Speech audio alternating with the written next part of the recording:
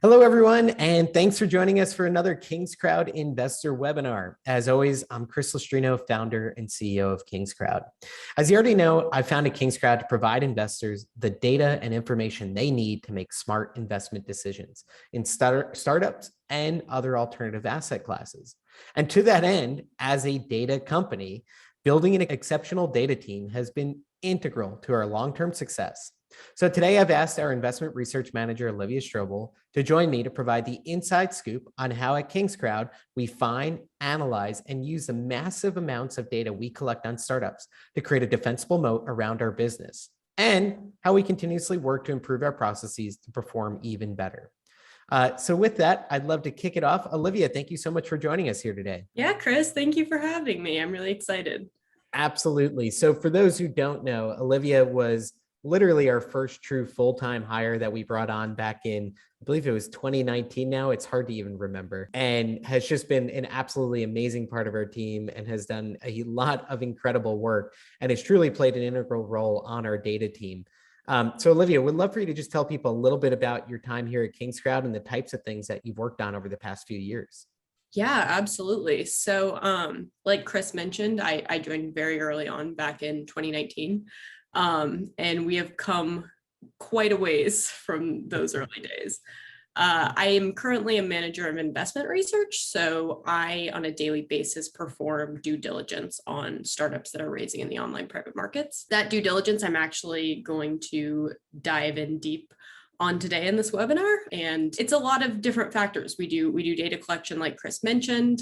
So I've been a part of that for several years, and then we do long form research reports. We call founders. So that's kind of a peek into my day to day. I can certainly say it is not an easy job, and if you think about it as a data business, data truly is the lifeblood of what we do. And if we don't have good data, then the rest of what we do certainly doesn't matter. And I remember talking to our CTO just a little while ago, Howie Schneider, and he said to me, he's like, I've worked at Dow Jones, I've worked at many big data companies, and our data accuracy is the highest and best performing data accuracy he's ever seen. He's like, we are above a 90% threshold on just having accurate data that's just pinpoint right where you want it to be.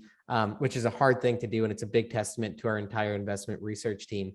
So Olivia, would love for you to just dive in a little bit. Tell us about how we actually go about gathering all of this data on each and every one of these startups that's raising capital out there. Definitely. So we take our data from quite a few sources, actually. First and foremost, we like to look at the SEC filings. So any startup that's raising on a platform like Republic, Seed Invest, WeFunder is going to file with the SEC.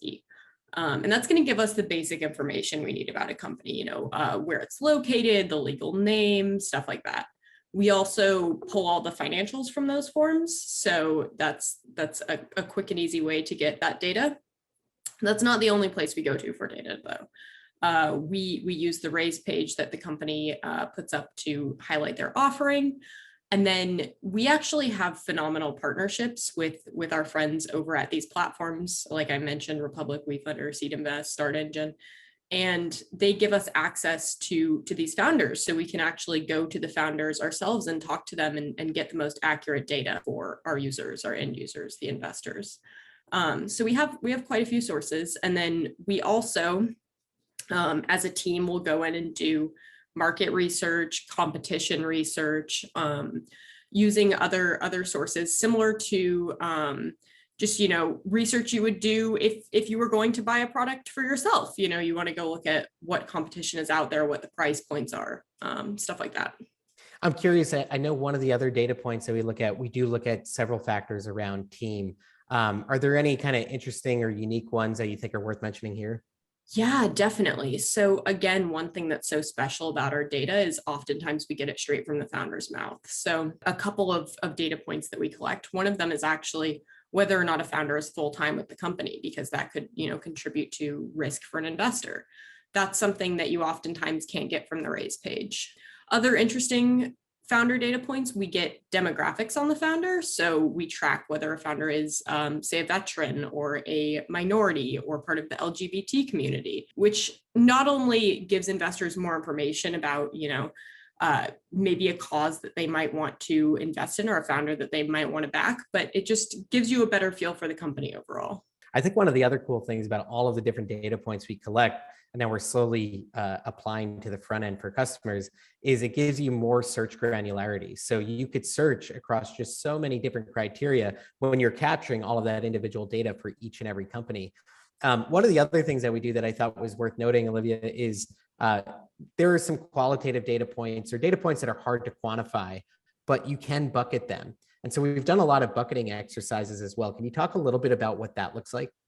Yeah, definitely. So one big category that we like to bucket is direct competitors. So again, it's really hard, like you said, to quantify a direct competitor for a company. So for example, I recently looked at a company that I'll show you in a minute on our backend database that is a food storage snack spinner for kids. So you could count, Ziploc bags and Tupperware as a direct competitor, but at the same time, they might not have the spin feature or be directly geared towards kids. So we kind of have to average out and then bucket that information because, like you said, it is very qualitative. Makes a lot of sense. One of the ones, for instance, that I'm always interested in is looking at is, type of business, right? So if you are a brewery that's planning on opening up one other location, you're selling equity, it's probably good for you to know that it's more of a lifestyle business. But if you're a high-tech SaaS company, you're probably a high growth business, and being able to bucket those types of things so people know where on the spectrum in terms of growth opportunity does it have. I always find that really interesting. We have hundreds of data points, as you mentioned. Let's show people a little bit of what the back end looks like, what our data analysts live in, day out.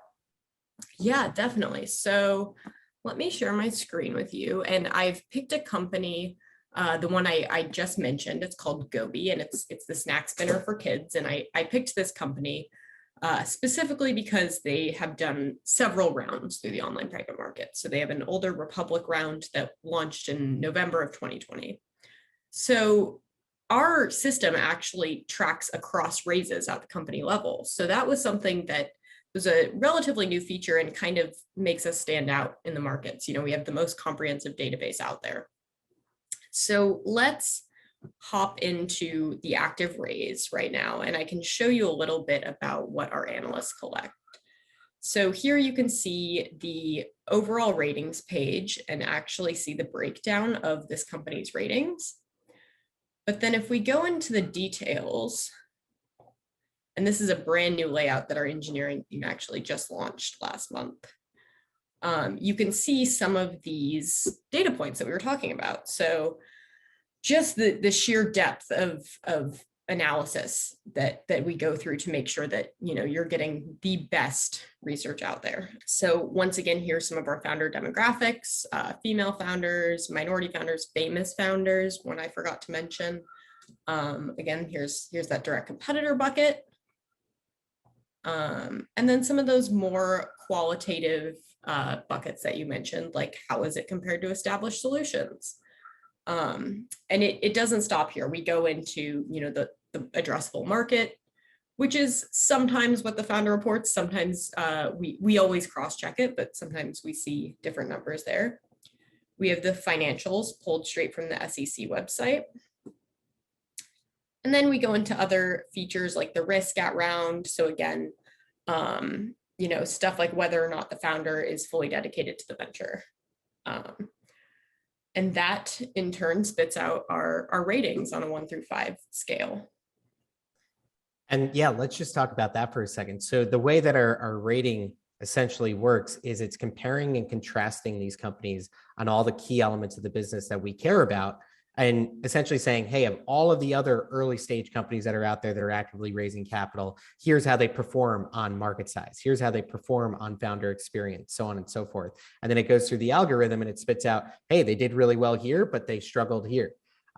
Something like this, I just want to be really clear for those who listen to me a lot. I sound like a broken record, but nothing like this has ever been done because A, there hasn't been good data out there on private companies, and B, no one has gone about the task of trying to build out a scalable funnel of due diligence for startup. The fact that we're going through this exercise of bucketing and categorizing every element of these businesses, we're building out a data set that's never been created for startups. And for all those people who say it's impossible to utilize data to inform startup investing decision-making, they're wrong. They've simply never gone through the massive effort it has taken to build these tools. But what we're doing is really, really powerful. We have an opportunity to actually utilize data to power decision making, and perhaps even do better than the general market or whatever it may be. So I just think it's so impressive and interesting. And obviously, I'm tooting my own horn and our own horn, but I just really think it is an incredible development for the industry at large.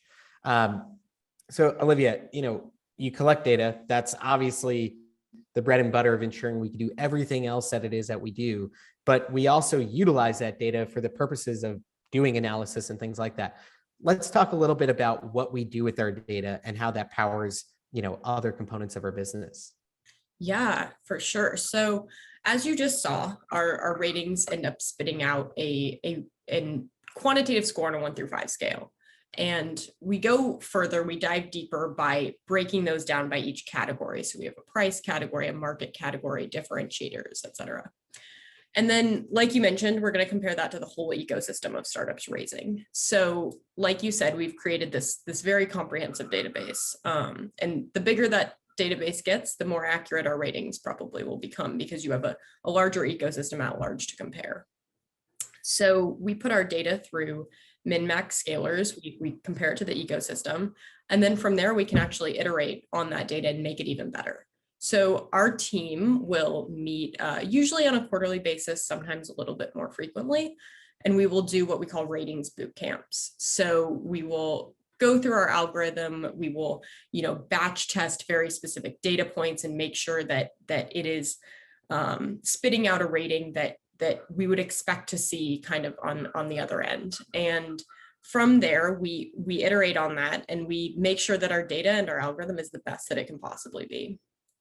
And again, you mentioned this is a very nascent market. This is a very comprehensive database. And I think that's what makes us super, super unique. I'm sure you mentioned startup investing is very, very risky. I'm sure most people joining these webinars are well aware of that, but we make it so that risk is a little bit mitigated as much as we can. Yeah, I think it's a great point. And for those who are interested, you come and listen to our fund webinar where we'll be talking about KingsCrowd Capital, and we'll get into some of the metrics that we're identifying based on our rating algorithm. But there is certainly some risk mitigation that's occurring because of the work that we're doing. That's really interesting. Can you tell us what rating model are we on? I know we've had multiple iterations of the rating algorithm.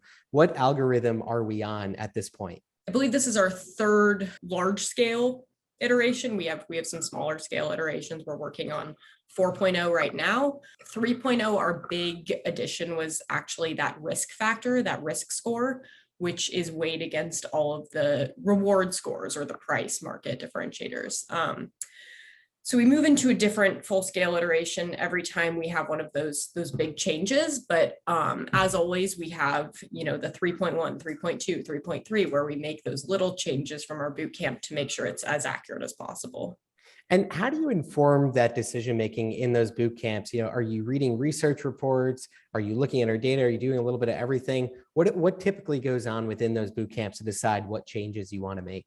Yeah, we do quite a bit of everything you just listed there. One thing that we will actually do is isolate one specific variable and kind of see how that will change based on a company's overall score. And then another thing that we will frequently do is make sure that the way we are rating something, so say research is showing that companies with 2 founders tend to succeed and reach further rounds of funding more often than a solo founder, or maybe that 4 or more founders is a risk to a company because it's too many cooks in the kitchen situation. And we use that academic research to inform our ratings.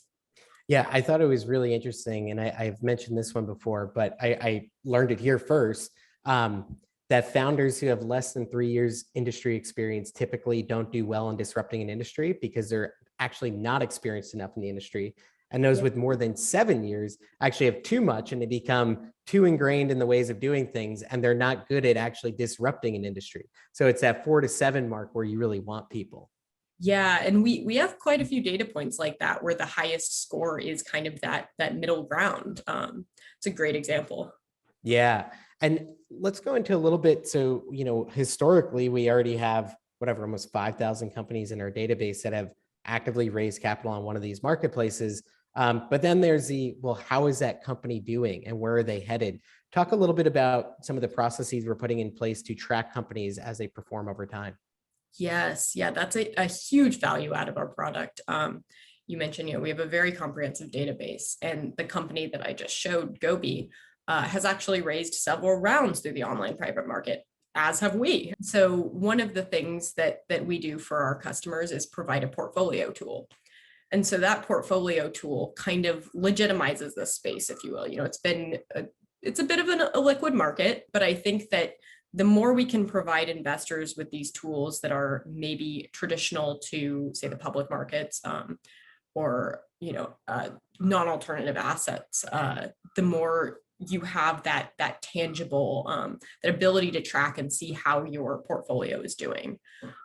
So we rolled that out, and our customers seem to be really liking it. We've quite a bit of raises tracked in those portfolio tools. So yeah, very excited about that product edition. And for those who haven't used the tool before, essentially, if you put in your investment and how much you invested in a company, if they have an offline or an online future raise, we will work to track that new raise and then new valuation and give you a sense of what the valuation change is in that company. And we also, we do store in our database, if we could figure out that a company has gone under, right? And many startups will fail, we'll also track that and let you know, hey, this has gone to zero. And we'll put that in your portfolio as well. So you could start tracking and understanding how your portfolio is developing over time. So obviously we're doing this, for startups, a lot of early stage companies, but talk to us a little bit about, I know in the last year, we've added some of the growth stage and the Reg A's, working on some other things. Can you talk about some of the other rating algorithms that are being developed right now? Yeah, so we ultimately would like to cover a broader basis for alternative assets. So looking at real estate, looking at cryptocurrencies, looking at NFTs potentially in the future. These are all, longer projects, planning out into the future, but we want to be that comprehensive database, that trusted source for alternative asset analytics. Like you said, we rolled out our Reg A algorithm recently. We used to not rate Reg A companies, only regulation crowdfunding raises.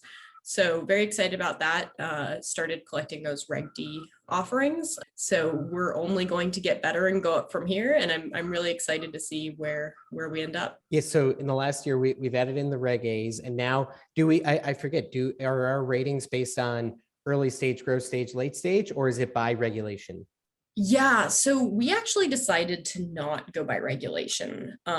Ultimately, we thought it was better to go by early stage, growth stage, late stage, because, sometimes we see Reg A companies that aren't really raising revenue. They might even be pre-product. They have lower valuations. So the regulation type was not super representative of the startup stage. So we made that decision as a group to not separate by regulation type. So you'll see some early stage Reg A companies, you'll see some growth stage regulation crowdfunding companies. And we think that makes for the most accurate data. You're comparing apples to apples and oranges to oranges. And you'll see those tags on our company pages. No, that makes a lot of sense. And then I know we've also added in, or is almost finished, IPO quantitative ratings for deals on like Robinhood and SoFi. So if you could get in at the IPO price before the first day bump or drop, we will provide a rating on those companies as well, which is pretty cool. Yes, very excited about that. And remind me, I believe we're getting close on launching debt ratings as well. Is that correct? That is correct. We've been collecting debt data actually for quite some time now. Those non-equity deals, you can usually find them on Mainvest, Honeycomb, those platforms. And those are debt and revenue share companies. And we, again, are kind of comparing those by asset class. So we're keeping those non-equities in a non-equities bucket, and we're about to launch those ratings. I believe we've finished the algorithm. It's just not live yet. But again, we've been collecting that data for, I would say, at least a year now. So we are prepped and ready to go with a very comprehensive database. And for people to understand what our process is typically, is that we first begin to track a new asset class. So for instance, when we decided that we wanted to track Reg A and add in a growth stage, we started tracking Reg A. And if you went on our site, you could find it in our search table, you could find the company.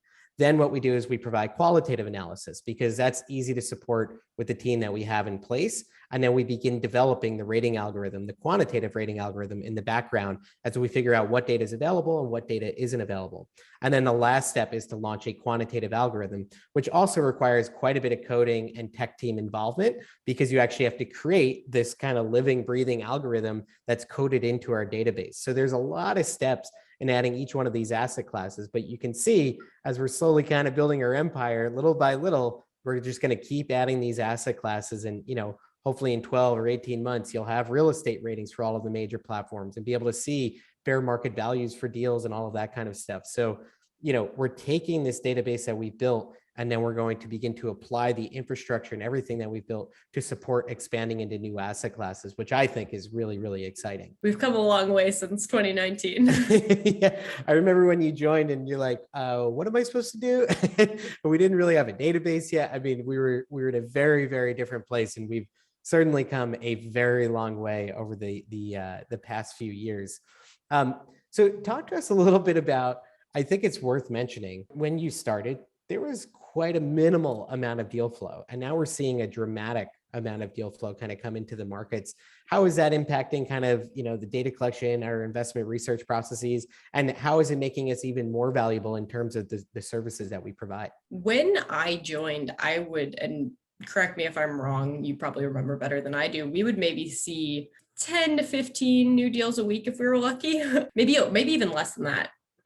Maybe fewer than 10 some weeks. And it still is kind of seasonal. Sometimes, we see slower weeks. Sometimes we see, weeks where we've had 40 companies in a week and we've tackled that. We've seen at least 2 to 3x growth in this ecosystem. It's becoming more legitimate. It's becoming popularized. And that's very exciting, especially because we've been tracking this since day one, Mm-hmm. And I think that we keep up with that in a few ways. We've started to automate the things that we can automate. So like those SEC financials, we used to put those in by hand. Now those get pulled directly from the website. And then of course we've increased our headcount. I think since I've joined, our team has grown, 4 or 5x. We've brought on the necessary team members and very capable team members to continue to collect this data. And we've scaled with it. And I think the bigger this ecosystem gets, the more valuable we become, because as I mentioned earlier, we're comparing this data to all of the online private markets. So the more companies you have, the more accurate your data becomes, because there's a bigger pool to make those comparisons.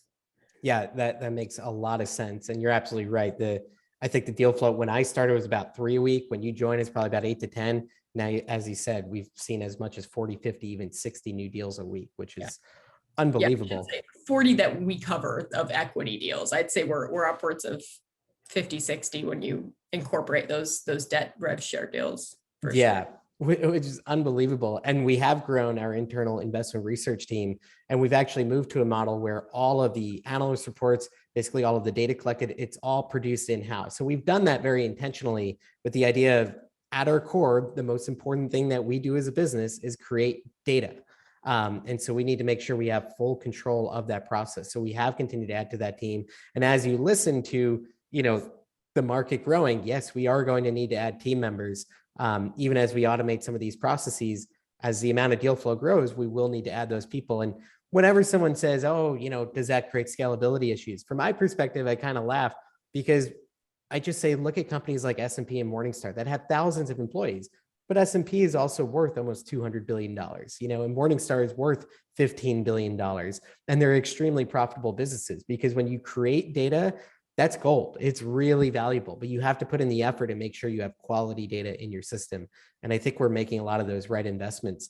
What are some of the things that you're most excited for, looking out 6, 12, 18 months from now? Yeah, I think one thing that really excites me is just seeing these companies that are coming back to the online private markets. We've seen 3, 4, 5 repeat raisers. I will recognize companies by name now, and it's crazy to see the kind of growth, similar to KingsCrowd. And they trust the online private markets. And a lot of times it's almost a marketing play because their customers are loyal and they want to be able to invest in the company. So I think one thing that really excites me about this space is just those repeat raisers, those companies that are kind of helping us establish this ecosystem. And, we're seeing some really, really big raises come through the online private markets. It's exciting. And I love getting to talk to those founders because they really cherish this space and this opportunity. Yeah, absolutely. And I do encourage founders, while we are a investor built product, I do encourage any founder who is looking into raising in this market to just go to KingsCrowd, sign up for a free account, and start poking around all of the companies that are raising so you can understand how much money do companies raise, how long does it take them to raise, what do the companies look like. You can get a lot of insights just about general market trends so that you have a sense of what to expect when you're getting into this space. You mentioned that we've had some really big raises. Are there any that stand out just in terms of like size and dollars raised? Oh man, we've seen quite a few hit that $5 million mark. Last year the SEC upped the regulation crowdfunding minimum. I can't think of any Gumroad was one that raised 5 million almost instantly. Can't think of any recent ones off the top of my head, but we've seen quite a few max out that $5 million round. And I know that I'm sure that the SEC is noticing and probably, maybe even thinking about upping that in the future. And I know we've seen on some of the Reg A's, I was actually just looking at our database yesterday, there's some companies that have raised between 25 and $40 million. I think Miso Robotics is upwards of $32 million or something at this point. NowRX, that one's a big one that we've seen. They've come through this space a number of times and are doing quite well for themselves. And they have been raising, I think, historically on Reg A. Yeah, no, you're definitely right. They've grown from literally an idea on paper to tens of millions in revenue, all while utilizing these online private markets, which is pretty cool. Olivia, this has been extremely helpful, really, really informative. Thank you so much for taking the time today to speak with us about the data processes and how we actually do what we do on a daily basis.